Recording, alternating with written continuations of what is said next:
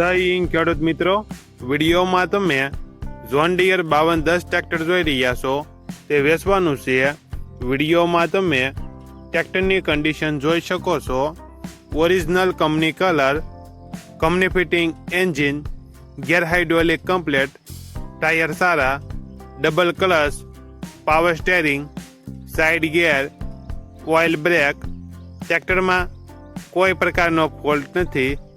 ફૂલ જવાબદારી સાથે John dear 5210 tractor વેચવાનું છે।